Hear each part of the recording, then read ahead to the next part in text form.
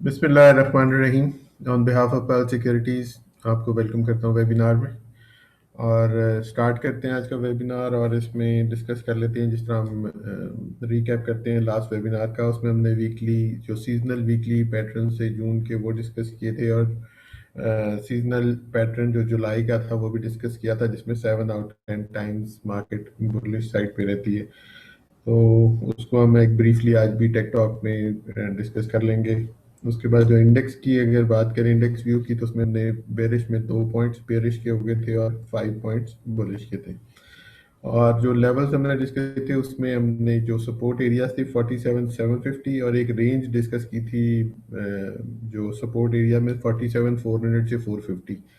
तो इंडेक्स की सपोर्ट जो है वही 47,450 टेस्ट हुई। और अपर साइड पे अगर देखें तो एक वॉच आउट लेवल हमने 48,485 का कहा था कि अगर उससे ऊपर मार्केट निकलती है तो 48,650 और 4950 पॉइंट्स जो हैं वो इंडेक्स के लेवल तक मार्केट जा सकती है। जबकि हाई 48,370 का लगा है, यानी कि वॉच आउट लेवल जो ब्रेकआउट लेवल जिसे कह लें कि वहाँ उससे ऊपर मार्केट नहीं गई। तो इसी तरह ही हम लास्ट वीक के अगर टॉपिक्स की बात करें तो पिछली दफ़ा के जो टॉपिक्स थे वो काफ़ी अच्छे परफॉर्म किए, जिसमें लोड्स ने आउट परफॉर्म किया। उसमें दोनों जो अपर साइड के एरियाज थे वो टेस्ट हो गए। 2130 एंड 2225 का था, आउट परफॉर्म कर दिया।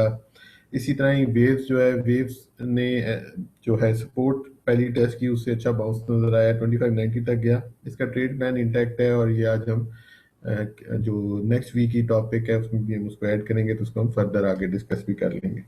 इसी तरह ही अगर ANL की बात करें, उसने आउट परफॉर्म किया दोनों अपर साइड, जिसमें एक हमने वॉच आउट या ब्रेकआउट लेवल बताया था 32.85 का, वो जैसे ही ब्रेकआउट लगा तो ऊपर दोनों लेवल जो 3485 और 3650 के थे दोनों हिट हुए। उसी तरह ही सुई नॉर्थ की अगर बात करें तो सुई नॉर्थ में जो सपोर्ट 4670 की एक बताई थी और एक 45 की, तो 4590 का लो लगा और उसके बाद 5050 का हाई लगा, जो ऑलमोस्ट सेकंड जो टारगेट था 5080 का उसके करीब था।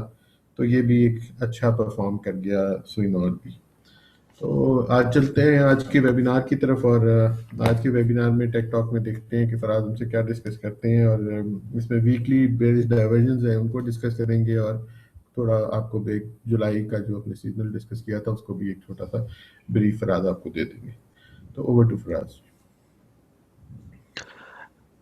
जी अस्सलाम वालेकुम।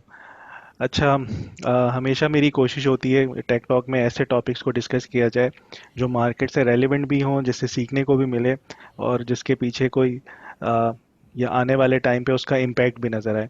सो अगेन एक ऐसे ही टॉपिक है जहाँ पे बहुत से जो एनालिस्ट हैं वो कहीं ना कहीं पे ट्रैप हो जाते हैं या एक डिसीव कर जाते हैं जब चार्ट्स को ट्रेड कर रहे होते हैं।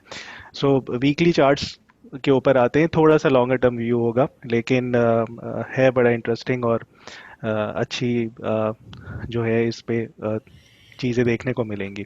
अच्छा, जो कैंडल स्टिक्स के ऊपर बेयरिश डाइवर्जेंस नज़र बेयरिश कैंडल्स नज़र आ रही हैं, लास्ट वीक भी हाईलाइट किया था कि एक बेयरिश कैंडल क्लोज हुई और उसके बाद इस हफ्ते भी इसी तरह रहा। और ये जो साइन है ये कुछ अच्छा साइन नहीं है। ये जब भी आप नए हाइज लगेंगे तो इसी तरह की कैंडल्स आपको टॉप के ऊपर नज़र आएंगी, जैसे यहाँ पर है, यहाँ पर है और फिर यहाँ पर है। ठीक है। अच्छा, इसके बाद देखा आप लोगों ने कि अगर ये इस तरह की जब कैंडल्स बनती हैं तो या तो मार्केट जो है आपकी बहुत बड़े बेयरिश ट्रेंड में चली जाती है या फिर ये करेक्टिव फेज में चली जाती है। ठीक है। अ, इस दफ़ा इसमें क्या फ़र्क है जो पहले नहीं था। अच्छा, मैं RSI को देख रहा हूँ यहाँ पे। जब भी ये अपने हाइस के करीब थी RSI यहाँ पे ओवरबॉट था। ठीक है। इधर भी ओवरबॉट था, इस वाले के सिनेरियो में भी ओवरबॉट था। लेकिन अब जो सिनेरियो बना है आजकल में या 2 हफ्तों में, इसमें आपका RSI ओवरबॉट नहीं रहा, बल्कि ओवरबॉट कंडीशन से पहले ही मुड़ गया। और अगर मैं एक और चीज़ नोटिस करें, यहाँ पे एक डाइवर्जेंस क्रिएट होती हुई नज़र आ रही है RSI के ऊपर, बेयरिश डाइवर्जेंस। अब ये जो बेयरिश डाइवर्जेंस है ये काफ़ी खतरनाक साबित हो सकती है इस उसमें कि यहाँ से एक अच्छी खासी मार्केट आपकी टूट सकती है। सिग्नल्स तो ये यही दे रहे हैं। ठीक है। और एक इंडिकेटर के ऊपर ये बेयरिश डाइवर्जेंस बनी हुई है, दूसरे के ऊपर देख लेते हैं, ऑसिलेटर के ऊपर देख लेते हैं। ये जो है यहाँ पे भी जब ये इस तरह की फॉर्मेशन थी, अगेन ये ओवर बॉट कंडीशन में था, यहाँ पे भी ओवर बॉट कंडीशन में था, ये वाला ऑसिलेटर यहाँ पर भी ओवरबॉट कंडीशन में था, लेकिन अगेन इस दफ़ा देखें ओवरबॉट से पहले ही ये मुड़ गया, रिवर्स कर गया, और यहाँ पे भी डाइवर्जेंस क्रिएट हो गई है। सही है। अब ये बेयरिश डाइवर्जेंस है, बेयरिश कैंडल्स बनी हुई हैं, तो यहाँ से क्या मार्केट आपकी टूट सकती है, कितनी टूट सकती है? अब ये सवाल होगा, अगर टूट सकती है तो यह करेक्टिव फेज़ है या ये बेयरिश ट्रेंड आपका लग चुका है। तो सवाल सबसे पहले इसका मैं खुद ही जवाब दे देता हूँ। सबसे पहले ही लोगों के जहन में ही आएगा कि ये मार्केट का टॉप लग चुका है। मेरे ख्याल में नहीं, यहीं पर ही जो मेरे थोड़े एनालिसिस हैं वो थोड़ी मार्केट से हटकर होते हैं। इसके पीछे काफ़ी मेहनत होती है।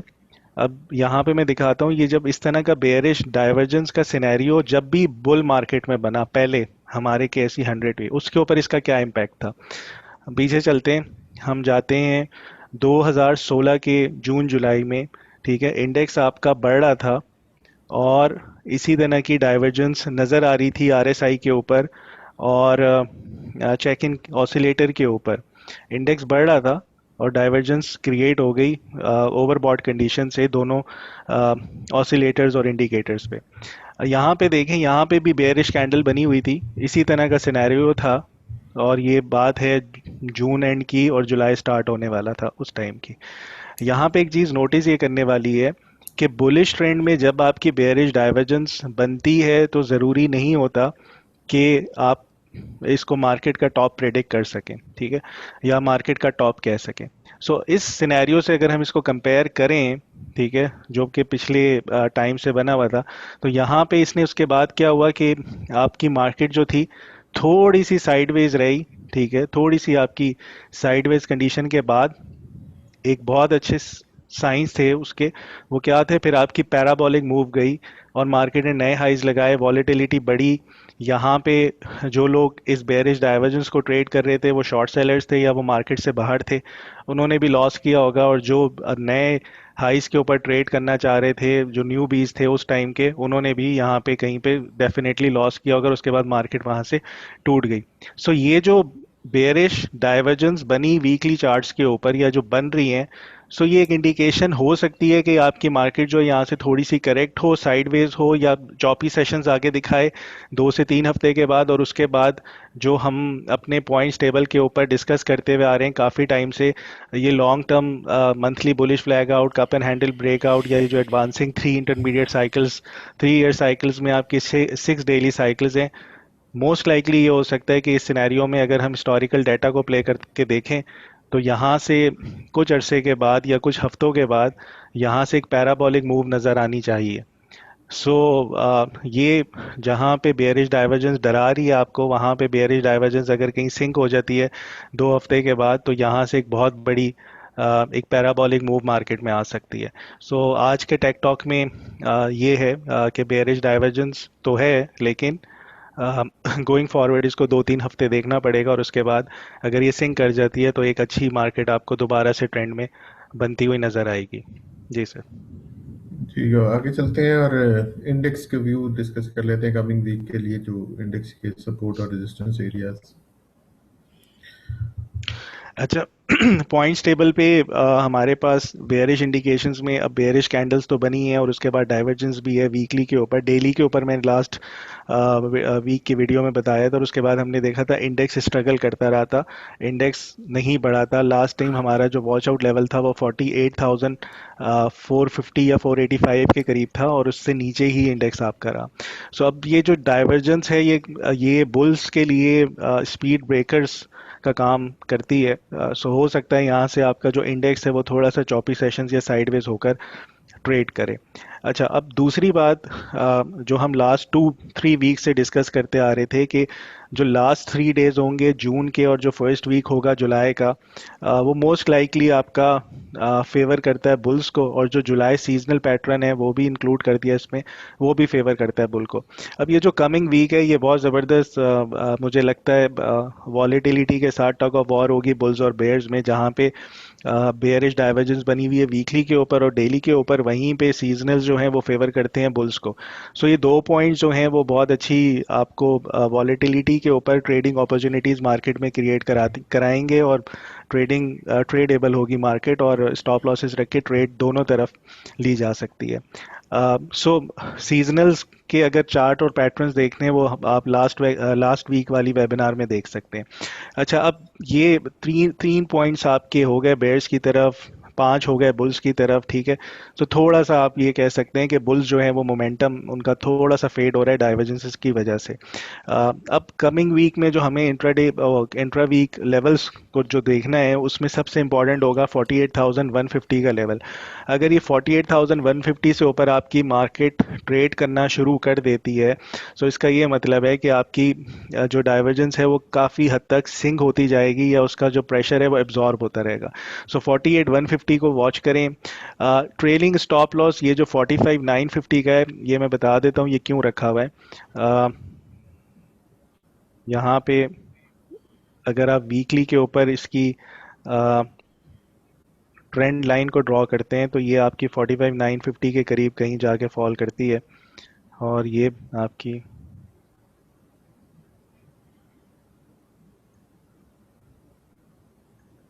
सो ये वीकली के ऊपर ये बहुत बड़ी ट्रेंड लाइन है। अगर यहाँ से कहीं मार्केट करेक्ट करती है, ये 45,950 को नहीं ब्रेक होना चाहिए, इससे ऊपर ऊपर 46,000 से ऊपर ऊपर आपकी जो इंडेक्स है इससे ऊपर रहे। मतलब अगर ये सिनेरियो इस तरह से प्ले होता है, यहाँ से ये कहीं करेक्ट होती है, इधर आती है मार्केट, इसको इस ट्रेंड लाइन को टेस्ट करती है, इससे ऊपर ही रहनी चाहिए, और फिर उसके बाद जो डाइवर्जेंस है वो ख़त्म और मार्केट जो है नए हाइज लगाए। सो 45,950 के स्टॉप लॉस की ये सिग्निफिकेंस है। ये हम ट्रेल कर रहे हैं, हम बाय द वे 42,000 से लॉन्ग है मार्केट में, तो इसलिए हम ट्रेल कर सकते हैं। अब जो सपोर्ट लेवल्स हैं 47,400 450, ये लास्ट वीक से ही हम कैरी कर रहे हैं, देखा हमने इस हफ्ते भी यही लो लगा, और ऑलमोस्ट वहाँ से आखिरी लास्ट मोमेंट्स में थोड़ी सी रिकवरी देखने को मिली। फिर उसके बाद एक इंपॉर्टेंट लेवल है 47,300 का, ये मैं पहले भी डिस्कस कर चुका हूँ। मुझे लगता है ये शायद अगर इसको दोबारा टेस्ट करने आती है तो 47,300 ब्रेक होगा, बहुत से लोगों के स्टॉप लॉसेस हिट होंगे, बहुत से लोग बुल्स जो है वो बेयर्स की शक्ल अपना लेंगे, और उसके बाद जो है वो 46,900 को आए करेंगे। मुझे लगता है 46,900 भी एक इम्पॉर्टेंट लेवल है जहां से आपकी मार्केट होपफुली बाउंस कर सकती है। सो कंक्लूड करते हैं, इन लेवल्स को प्ले करें स्टॉप लॉसेस के साथ, वॉलेटिलिटी एक्सपेक्ट कर सकते हैं, मार्केट ट्रेडेबल है, अपॉर्चुनिटीज क्रिएट करेगी। इंडेक्स ओरिएंटेड जो स्टॉक्स हैं उनसे थोड़ा सा अवॉइड करें, सेकंड ईयर थर्ड ईयर में अपॉर्चुनिटीज़ क्रिएट हो रही होंगी, सो वहाँ पे सपोर्ट लेवल्स के ऊपर स्टॉप लॉसेस के साथ मार्केट को ट्रेड किया जा सकता है। जी सर। जी, फिर आज आगे चलते हैं और जो करंट वीक जो कमिंग वीक के लिए टॉपिक्स डिस्कस कर लें। अच्छा, अभी जैसे मैं बात कर रहा था कि सेकंड ईयर थर्ड ईयर में एक्टिविटी है और वॉल्यूम जनरेट हो रहे हैं, वहीं पर ही बहुत से सेकंड ईयर थर्ड ईयर अपनी करेक्टिव फेज में है। सो बाइको उनमें से एक है। बाइको ने 13.44 का हाई लगा के अभी करेक्शंस पे चल रहा है, करेक्टिव फेज में है। सो ये कहीं वैसे ऑलरेडी ये 12.20 एक अच्छी सपोर्ट है, लेकिन अगर मार्केट में प्रेशर आता है और यहाँ से मार्केट बाउंस नहीं करती करंट लेवल से, सो ये बाइको हो सकता है कि आपका 11.65 और 11.15 के सपोर्ट लेवल्स को टेस्ट करे। सो इंपॉर्टेंट सपोर्ट लेवल्स हैं, इतनी आसानी से ब्रेक नहीं होने चाहिए। स्टॉप लॉस 10.90 का रखें, यहाँ से अगर बाउंस करता है सो 12.75 और उसके बाद 13.40, ये दो इसके टारगेट्स बनते हैं शॉर्ट टर्म के। फिर उसके बाद जो नेक्स्ट पिक है PIBTL, ये हम 2 हफ्ते पहले भी इसके हमने टारगेट्स हिट किए थे, अब अगेन ये करेक्टिव मूव में है। सो ट्रेंड लाइन को आके टेस्ट कर रहा है। तो सपोर्ट लेवल्स 11.60 11.05, ये दोनों अच्छे सपोर्ट लेवल्स हैं। स्टॉप लॉस 10.90 का बनता है, और फिर आप फर्स्ट रेजिस्टेंस 12.45, एंड देन ये जो आपकी बेयरिश ट्रेंड लाइन की रेजिस्टेंस है 13.20, ये आए करना चाहिए as a target.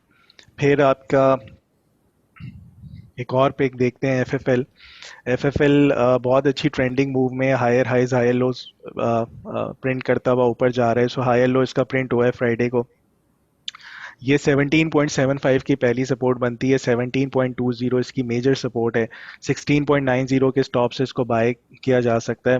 Most likely ये जो इसकी अपसाइड सीलिंग एरिया डिफाइन किया हुआ है इसने 19.60 से 80 का जो रीजन है उसको जाके टेस्ट कर सकता है, और ये उसको ब्रेक किया तो फिर ये फर्दर नए हाइज लगाता हुआ भी नजर आ सकता है। सो 19.70 इमीडिएट टारगेट एक होना चाहिए, स्टॉप लॉस 16.90 का रखें। फिर वेव्स की अगर बात करें, अ, ये बहुत अच्छी करेक्टिव मूव से कल जो है वो बहुत अच्छा बाउंस किया है इसने अच्छे सपोर्ट लेवल से। सो स्टिल इसमें पोटेंशियल है, यहाँ करंट लेवल्स पे भी अटेम्प्ट कर सकते हैं, और 25.25 24.30 ये दो सपोर्ट लेवल्स बनते हैं। लास्ट वीक स्टॉप लॉस था 22.90 का, इसको ट्रेल कर रहे हैं 23.90, स्टॉप लॉस अब ऊपर आ गया। सो फर्स्ट रेजिस्टेंस 27.35 की बनेगी, ये ब्रेक हुआ तो 28.50 को जाके ये टेस्ट कर सकता है। ये सर टॉप पिक्स हैं इस हफ्ते की। जी, और क्लाइंट्स की काफ़ी सारी क्यूरीज हमें आती रहती हैं, जो हमने यहाँ शॉर्टलिस्ट की हुई हैं, वो काइंडली इसको भी डिस्कस कर लें। बीजीएल की अगर बात करें, ये क्यूरी आई हुई है इसकी, इसने अभी तक 16.20 से ऊपर ब्रेक नहीं किया। 16.20 या 16 से ऊपर जाता है तो इसमें सेलिंग नज़र आती है, और क्लोज भी नहीं हुआ इससे ऊपर। सो 16.20 बहुत इंपॉर्टेंट बैरोमीटर लेवल इसका डिफाइन हो गया है। 16.20 से ऊपर की क्लोजिंग एक अच्छा साइन होगा, जो 17.65 और 18.50 को जाके टेस्ट कर सकता है। नीचे फिलहाल इसकी जो सपोर्ट लेवल्स आ रहे हैं 14.90 और 20 के करीब के बन रहे हैं। फिर उसके बाद इमेज की एक क्यूरी है। इमेज जो है बहुत अच्छी करेक्टिव मूव के बाद बाउंस किया इसने। सो ये करंट लेवल्स पे अटेम्प्ट कर सकते हैं, लेकिन अगर ये यहाँ से फर्दर कहीं डिप ले लाइक 26.90 25.40 तो यहाँ अटेम्प्ट करना चाहिए। स्टॉप लॉस इसका 24.90 का बनेगा। फर्स्ट रेजिस्टेंस इसकी 29.85 है, और फिर उसके बाद 31 इसका नेक्स्ट रेजिस्टेंस लेवल होगी। फिर आयशा स्टील की क्योरी है। आयशा स्टील स्ट्रगल कर रहा था, ये 26.30 और 50 का जो एरिया था इसको ये नहीं ब्रेक करना चाहिए था, सो उसके बाद से स्ट्रगल कर रहा है। अब जो इसके सपोर्ट लेवल्स आ रहे हैं वो पहला 24.80 का है, दूसरा 24.20 का है।